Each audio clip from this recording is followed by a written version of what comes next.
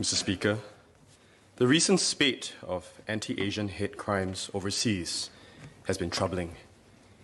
As a multiracial and multi-religious country, we denounce all forms of racism, irrespective of which ethnic community is being targeted and wherever in the world it may take place. Hate crimes and speech fracture our society and threaten the harmony that we worked hard over generations to build.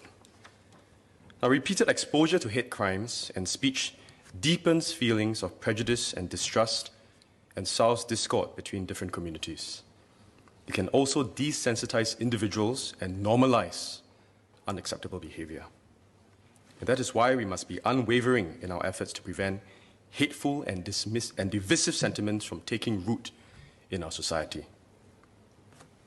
Here in Singapore, we have a multi-pronged approach to deter hate crimes and speech, while at the same time working with society to strengthen cohesion and enlarge the common space. Allow me to share 3 ways. First, we have laws that prohibit and punish hate speech, and we will not hesitate to take swift action against anyone who sows enmity and threatens to undermine our racial and religious harmony. Under the Penal Code, it is an offence to utter words, make gestures, or place any object in sight of a person with deliberate intent to wound the religious or racial feelings of that person. 2, to promote enmity between different groups on grounds of religion or race. Or 3, to commit acts that are prejudicial to the maintenance of harmony. Second, we encourage public discourse to promote mutual understanding and respect. And in this, we all have a part to play. That's why we launched Bridge in 2017, which is a series of community-driven initiatives to foster a better understanding and appreciation of the diverse religions and races in Singapore. These are driven by community partners who provide safe spaces and opportunities for dialogue and mutual learning, and are supported by the government. Over the years, we've seen how these programs bring different communities together to candidly and respectfully discuss sensitive issues of race and religion. For instance, the Regardless of Race dialogue series organized by onepeople.sg addresses current issues on racial harmony, such as xenophobia, that surfaced during the COVID-19 pandemic. Another recent example is the Mission Unite hackathon that MCCY organized in November last year, which invited youth to take action by pitching innovative ideas to nurture a stronger society. The winning ideas included a mobile game that aimed at developing empathy for diverse communities by bringing users through life milestones and challenges. Third, in a world that is increasingly fragmented and polarized, we must be committed to growing the common space in which all Singaporeans can live, work, and play together and share in the experiences that bind us. In this spirit, MCCY works with other government agencies and community partners to provide opportunities for Singaporeans to have meaningful interactions with one another. For example, events organized by the PA, the People's Association, the IRCC, the Interracial and Religious Confidence Circle, as well as arts and heritage and sports organizations, provide opportunities for people of diverse backgrounds to come together. We are also bringing together Singaporeans by expanding opportunities for volunteerism and co-creation. And in the spirit of Singapore Together, we have initiated about 20 Alliances for Actions, or AFA, which are action-oriented cross-sector collaborations to tackle complex issues, including an SG Together AFA on emerging needs and volunteerism.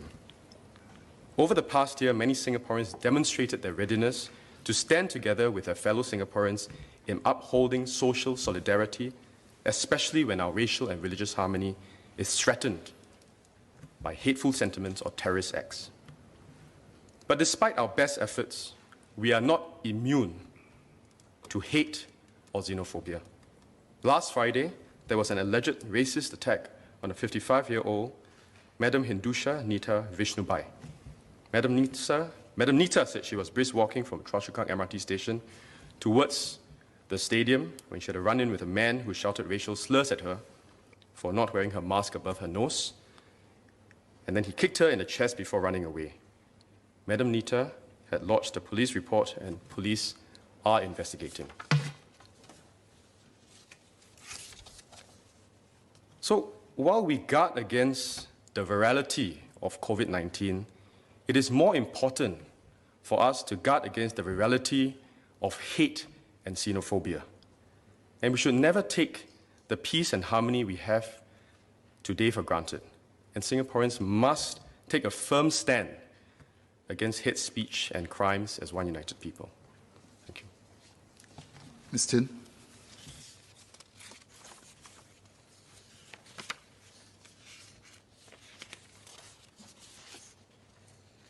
Thank you, MOS. I appreciate the strong stance that the government has towards stating that there's no place for any racism or any xenophobic sentiments within the Singapore society. I would like to ask whether there has been an observed increase in reports or even observations of such racist behaviors precipitated by the COVID-19 crisis. Because if this is going to happen now, I wonder what will happen in future if there are other types of crises that hit us. And one of the recent case would be the expat that was being aggressively confronted in a park very recently. So that is a very public scene. But there may be other of such instances that may be more subtle but no less in